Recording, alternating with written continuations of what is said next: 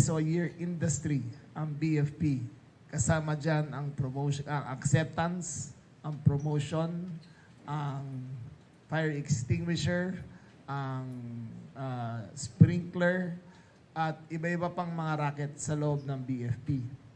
The BFP became a criminal syndicate instead of a law enforcement and a first responder syndicate. Through the efforts of General Quan Chu, much reforms have been made.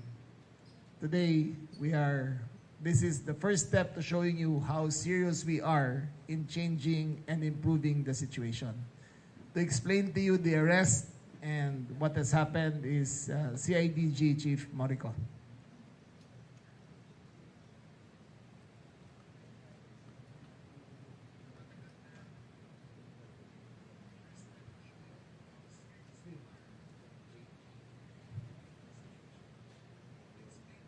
Good morning.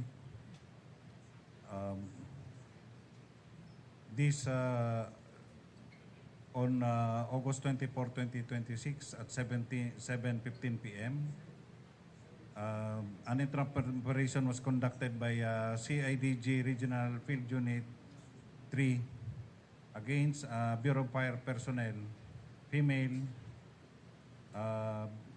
for accepting bribe money in the amount of 300,000 pesos so that the complainant can be accepted sa Bureau of Fire Protection as a Fire Officer 1. The suspect was identified as a certain Senior Fire Officer 1 Abigail Hermosora. She is 32 years old.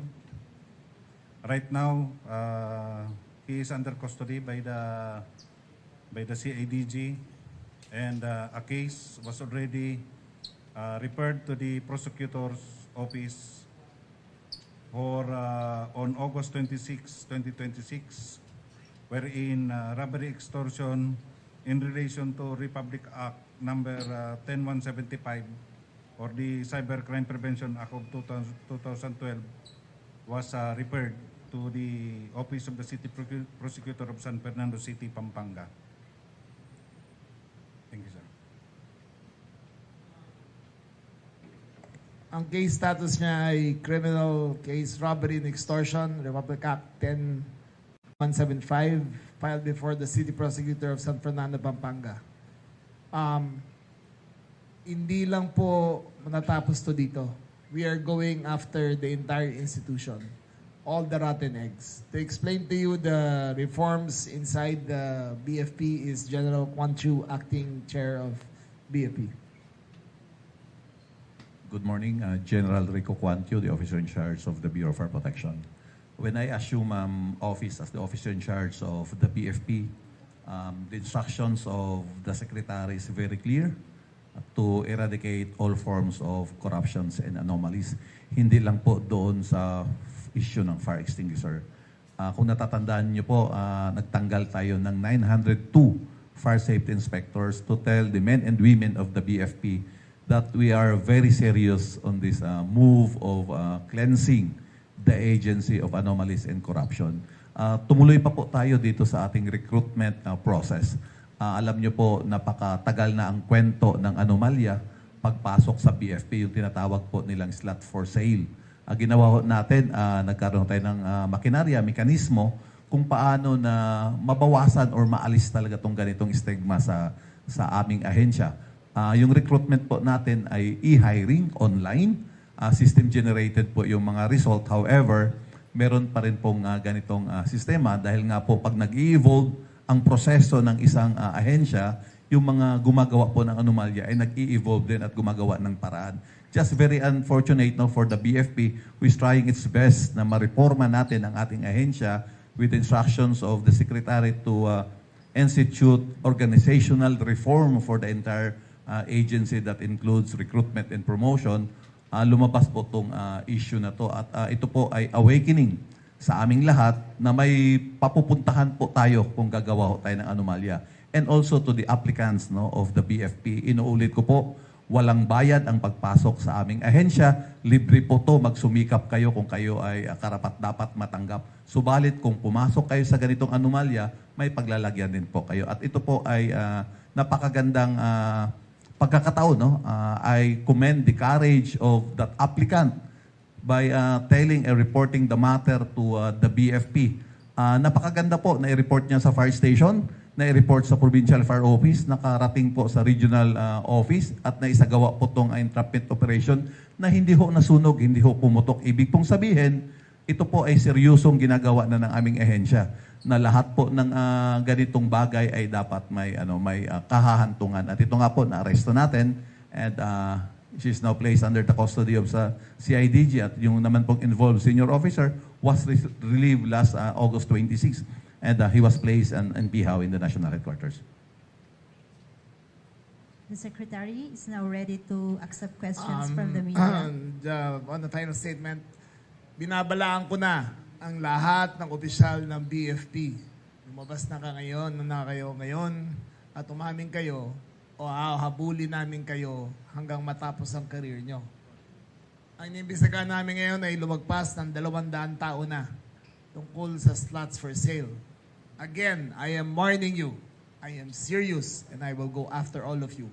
Hindi ako matitigil hanggang makulong kayo lahat, matanggal sa serbisyo at kung ano mang kasama na ihatol sa inyo ng batas ay hindi po ako titigil. We will clean this organization. Nakikita nyo ng DILG family ay magkasama rito. Ang CIDG ang siyang tinakbuhan ng BFP para ayusin to. At kami lahat ay magkakasama dito, united to end the culture of corruption that was pervasive in the DILG before, and we are very serious about cleaning up the entire institution. I will now take your questions. Ms. Leia Ilaghan from UNTV. Morning, sir. Yes, ma'am. Sir, doon sa mahigit 200 na iniimbestigahan na po, ano po ang pinakamataas na rank? Ang pinakamas mataas sa ranggo po ay ang kasalukuyang head ng BFP, si General Kwan Chu. Hindi, loko lang. Loko lang.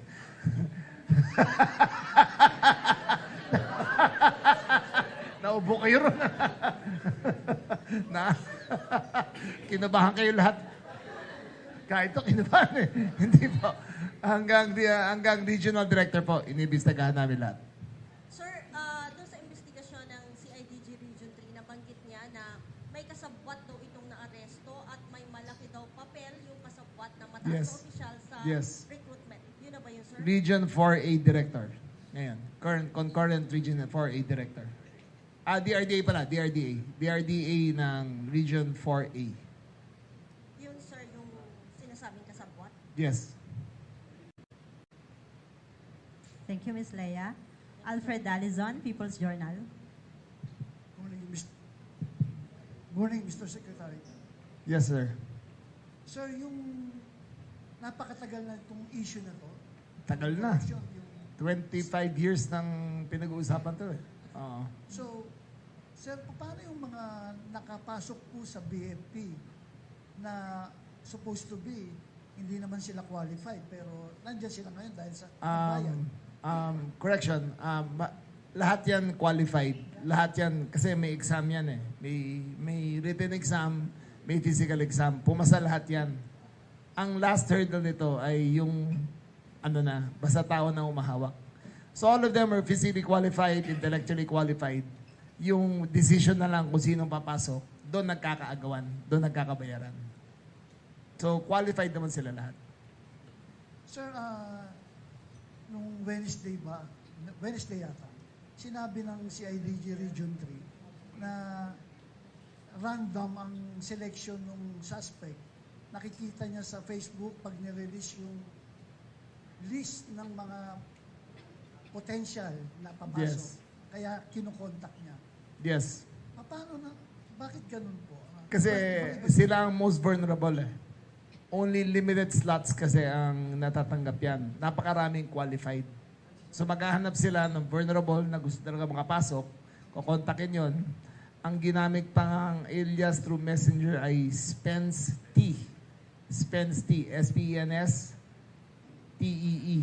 Babae ito. Babae yung si Hermosura. Siya ang nag-contact. Siya pa ang hindi naghanap ng paraan yung applicant. Ang naghanap ng paraan ay yung BFP official. Sila ang kumokontak sa kanila. Thank you, Sir Alfred. We have a follow-up question from Mr. Dan Malonzo, Sunstar. Sir, relieve na po yung DRDA ng 4A. They're going to be put on restrictive duty. Relieved na, again, so relieved na of position, relieved na from responsibility, pero on restrictive duty sila while the investigation is going on. Sir, paano sila nagkaroon ng connection? Yung DRDA, sa 4A siya, tapos sa Region 3 naka-assign itong si arrested personnel po. Doon mo nakikita ang web of corruption. Somehow, somewhere, lahat yan lumabas sa telepono ni Spence T. Ang paano ang communication nila lahat. And we suspect that in all regions in the past, nagkaroon ng ganon. But we are confident with the new system we have na wala nang bayaran para dito sa slots for sale. Sir, last on my part, yung sinasabi niyo po na 200 personnel na under investigation for slots for sale, is this all over the country, sir? All over the Philippines. Thank you, sir. Thank you, Mr. Dan. Ms. Karen de Guzman, ABS-CBN. Good morning, sir. Morning, Karen. Sir, last time po nabanggit na meron daw pong 4 na naipasok na itong ating suspect sa loob ng BFP. Kung mapatunayan po na nasa loob na sila, ano po yung liability po nung 4 na nakapasok since corruption po siya dahil nagtumanggap? Yes, that is being considered. Next week, nakasabina sila sa CIDG and we will determine. They can either testify kung ano nangyari or we will charge them because we already saw conclusive links na nagbayad sila. If they testify, they can be given clemency and continue their service kasi they are much as a victim as a corruptor. Diba? As much as a victim too eh. But they have to come out with all the beans. Sabihin na nila lahat ng kalokohan, paano nangyari, sino kasama, sino nag-contact, para makita na mabuwag na namin tuluyan to. Otherwise, yung identified na nakita namin, according to evidence gathered on the cell phones, lahat sila matatanggal from service and charged criminally. Sir, prior to this incident, matindi na po yung babala po ninyo sa BFP. Actually, kayo po nag-expose ng Yes. corruption po nila. Pero despite of that po, bakit kaya lakas pa rin po ng loob ng mga officers po doon, ng ilang tiwali? Kasi naghintay tayo ng bagong chief na si General Quan Chu na seryoso sa trabaho. I'd like to commend General Quan Chu. He's done a great job. He's followed instructions. But instructions cannot be, hindi pwedeng pagsabi mo, cascade next day, bago na eh. It takes time to reform. And in the 2 months ka na ba? In the 3 months that he's been there, nakikita nyo na yung epekto sa BFP. Same as General Nartates, in the 1 year that he has been here, you have seen the effects of the changes in the PNP. So it takes time, but we are serious and we are determined. Thank you, Ms. Karen. Mark Makalalad, DZWB. Sec, good morning. Sir, dun sa binabanggit nyo na confident kayo dun sa new system na meron kayo, sir, kailan ito, sir, implement? Kasi I understand, last February, merong Yes. 11 na officers ng BFP from 3 regions, Region 1, Region 8, and Region 10, na nakasuhan sila, sir, dahil sa alleged involvement sa slot for sale scheme. Yes. So, sir, after that, ano na yung nangyari bago nakalusot itong slot for sale scheme sa Region 3? Actually, nagiging nangyari ngayon, dati kasi, ang officers, how do I put this? Basta tao ang involved sa selection, doon nangyayari yung corruption. Pero ngayon, systems generated na kung sino qualified after their physicals, after their credentials, after all the tests, mag-generate na names lahat yan. And those names are open, na qualified kayo for final selection. Dito pumapasok ang human intervention. Dito pumapasok ko, gusto mo makapasok, ako bahala sa'yo. Bigay ka ng ganito. In this case, 300,000 ang hiningi. Dati ko pa sinasabi sa ganyan, Umaabot siya from 100 to 800,000. At ito pa ang ano nila, yung complainant, tinanong namin kung paano siya, kung anong hiningi, 300,000. Sabi niya wala daw siyang pera. Sinabi niya kay Spensty. Ang sabi ni Spensty, okay lang yan. May AppsFly naman eh. Pwede kang umutang pagkatapos para bayaran kami. Para mabayaran mong utangan mo. So nakikita nyo, kung sa pinapanganak ka pa lang sa institution, ay corruption na pinapasok mo. Corruption ka na habang buhay, di ba? So we clean it up. Mula sa baba hanggang sa taas, this will be a massive purge. Like what we did in PNP, it will be a massive purge in the BFP as well. Sir, if merong 200 opisyal ng BFP ang inimbestigahan ngayon, ilang case ng slot for sale ang na-refer ng BFP sa CADG, sir? That's still under this. We will come up with you pag nakausap na namin lahat ng mga nakita namin na involved dito. Give us a week or two. Ilalabas namin. Maybe General Quanchu will give you another one na may nahuli rin kami the other month. Gaya nga po ng sabi ng ating butig secretary, gumawa ho tayo ng reforma. Balikan ko lang po, nag-i-hiring tayo online. Hindi na ho, na wala hong human manipulation, walang intervention kasi nga ho, hindi alam kung sino ang nakapasok. Dahil nga ho, at the comfort of their home, they can automatically apply. Hindi na ho sila pupunta sa region, hindi na ho sila nakikita kung sino ang mga aplikante. Hanggang ho sa umabot sa punto na kailangan na hong mag-post ang BFP kung sino yung talagang umabot sa stage. Doon ho nakita yung mga pangalan. No? Randomly, kumonta ko yung SFO1 natin. Kasi nga ho sa umpisa, hindi pa nila kilala kung sino yung aabot eh. Dahil nga system ang nag-generate. Ito din ho yung ipapakiusap namin sa civil service siguro na baka hanggang sa dulo ay either QR code or number lang yung makita para ho walang chance na pwede silang iinganyo na pwedeng magbayad or matulungan para pumasok. Yung nakarang buwan po, may nahuli din po tayo no, na isang FO3, I think FO3, sa Region 1 naman at nailabas na ho yung kanyang dismissal order. Hopefully ho, marami ang magsasabi na sila ay biktima para ho once and for all matigil natin. So ito hong ginagawa ng BFP ngayon upon the instructions of the Secretary is to eradicate yung interventions na pwedeng maingganyo yung aplikante natin in exchange doon sa kanyang chances na pwede siyang pumasok sa BFP pag magbayad lang po sila. Follow up, sir, ilan yung may dismissal order aside doon sa nabanggit nyo kanina?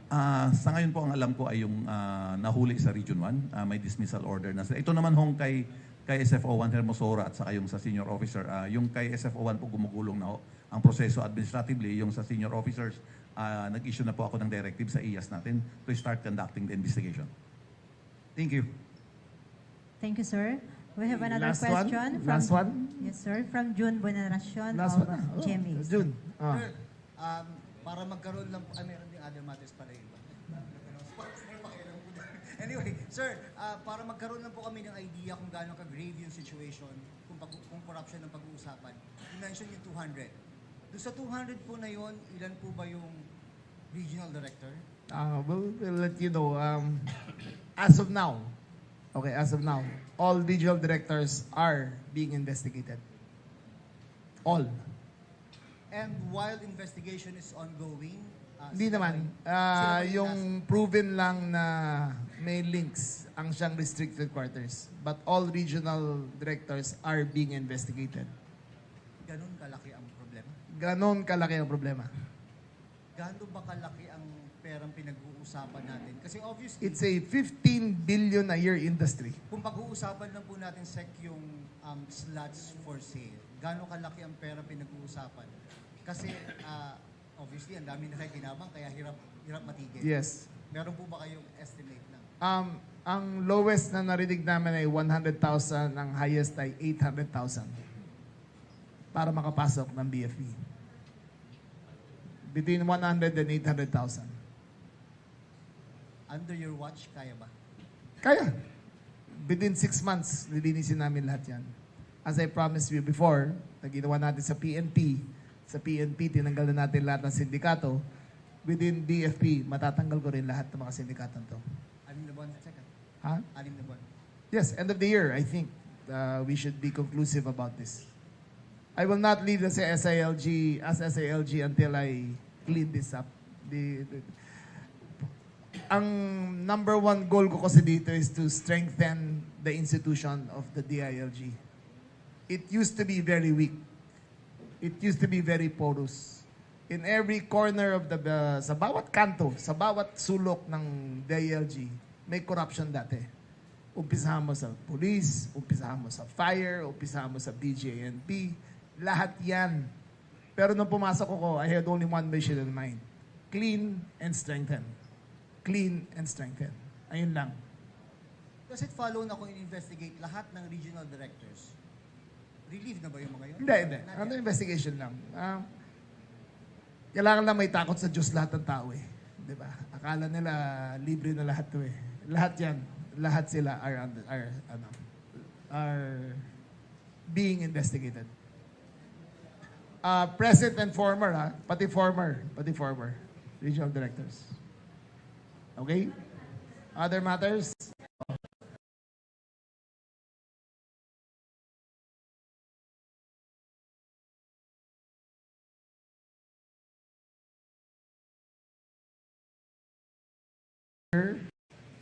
Tsaka yung security.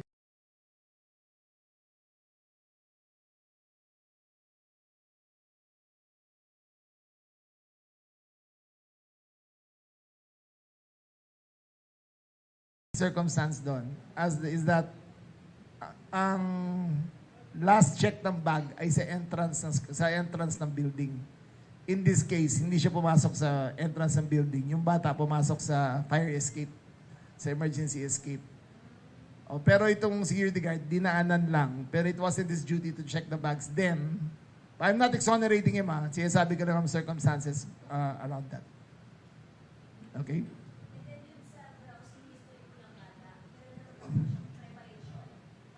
Hindi namin pwedeng sabihin yan. These are matters that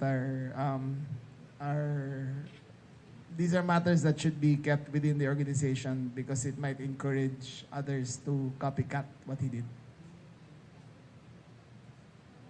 Any Sir? other question? Sir, Jas Paredes po, One News and News 5. Sir, tanong ko lang, balikan ko lang yung ating recommendation po doon sa policies natin regarding loose firearms. Na-mention niyo po, sir, na mag-allocate tayo ng budget, proposal for budget. And dagdag ko na rin, sir, yung proposal natin na kapag may firearm isang tao is dapat may access sa kanyang bahay. Pwede po ba nating i-expound yun? Yes. Number one, 98% of crimes are committed with loose firearms. 98%. Okay? So, it only goes to show, logically, the Robin Padilla law should be repealed. Kung 98% of the crimes are created by loose firearms. So that's number one. Number two, the right, the privilege to own a firearm, to own and possess a firearm, is a privilege again. It is not a right. It is not enshrined in our Constitution. However, the Supreme Court gave a ruling before that it is intrusive upon the nature of the police to search the homes of gun owners. I will appeal that ruling. It will not be done by a search warrant, but rather they should sign a waiver that at any time in 1 day's notice, pwede na silang i-inspect. We do not mean to catch them as criminals. We just want to make sure that their safekeeping of firearms are done in the proper way, na may facility sila. Ganito yan eh. Yung nahuli na tita, na security na police officer na bumaril sa Tacloban, iniwan niya lang doon sa table. Itong nahuli sa Zamboanga, iniwan niya lang sa kotse. What we need is the responsibility of the gun owners to secure their firearms. Ayun lang hingi namin. We will bring it up with Congress and we will take it up with the Supreme Court to test kung pwede namin gawin on a notice. Basta may notice lang kami. We do not think they are criminals. We just think they should be responsible. On another topic, sir, yung proposal po natin na i-transfer ang BJMP sa DOJ to combine BJMP and Bucor under one department. Ano pong rason bakit po natin ito pinapropose, sir? Kasi it only makes sense na iisa na lang ang correctional facility natin. Yung dalawang yan, iiba karpeta nila. Yung iba, nare-release na maaga, iba nade-delay. Dahil ang record keeping nila magkakaiba. Minsan may cross, may cross cases yan na hindi sila shared information.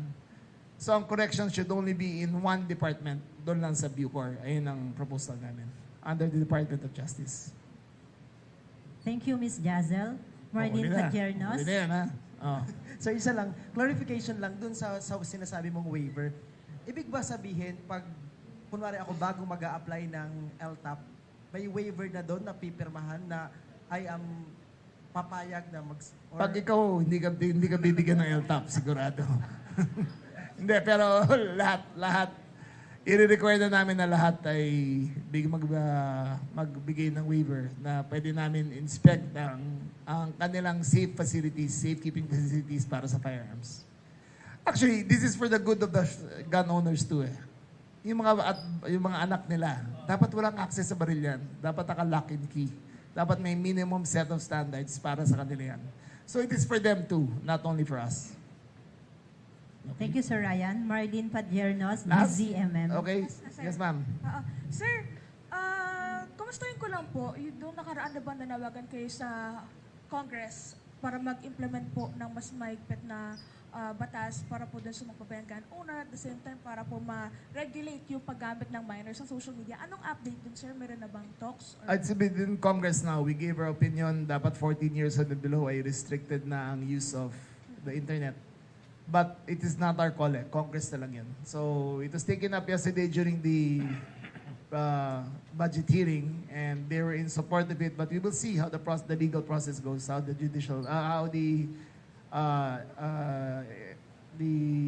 process of the lawmakers do that will result in this. Sir, yung NBI at ang PNP, may iniimbestigan po sila about the online groomers na tinatawag, na grupo daw po ng mga nanghihikayat doon sa mga minors na gumawa ng karahasan. Ano ho ang... Ano yan eh, nakikita mo yun sa Roblox, may chat group sa tabi. Yung chat group na yan, marami naghihikayat. The language they use are criminal in nature, inciting the teenagers to violence. Kaya gusto namin i-ban na yung mga ganyang klaseng games. Gaano kalawak, sir, yung nakikita natin mga nasa likod ng online groomers na group? We have no idea, but the Roblox games are played by millions of teenagers here in the Philippines. So that should be stopped. Sa Roblox lang yan, sir, or pati Sa Roblox namin nakita ang extremist conversations. Doon namin nakikita. Pero yung sa ibang first-person shooters na game, hindi pa namin nakikita as extensive as what you see in Roblox. At saka international yan, international ang scale ng groomers na nangyayari dito. Pero may mga Pinoy po na... Meron din. Last question, sir, from Inquirer. Okay. Jason Sigales. Good morning, Sec. Sec, the past 2 days, nagkaroon po ng threats to San Beda College, Alabang, and then LaSalle Green Hills sa Mandaluyong. Yung Mandaluyong City Police told reporters... Meron pa isa kahapon sa UP Diliman. Yung with these threats becoming more prevalent among schools, even private schools, ano po yung mga hakbang na ginagawa ng DILG and ng PNP when it comes sa pag-coordinate po? Not just with the DepEd, but even with yung private institutions. Well, number one, meron yung mga private schools may security guards, so mandatory na buksan ng bag. Yung mga public schools, may police presence kami sa labas ng mga eskwelahan at meron kami mga barangay tanod na ilalagay sa loob para i-check yung mga bags nila. So, as of now, ganun yan. Pero nasa plano na namin ni General Nartates na gagawa na kami ng quick reaction force in all regions, in all cities to deal with these kinds of emergencies. That is why gun control is very important. I cannot stress it enough na kailangan ayusin ang batas ukol sa pag-aari ng baril at sa paghuli ng mga illegal na baril. Okay? Thank you very much. Good morning to all of you. Thank you, sir. That concludes today's press briefing of the Secretary of the Interior and Local Government, Juanito Victor C. Remulla.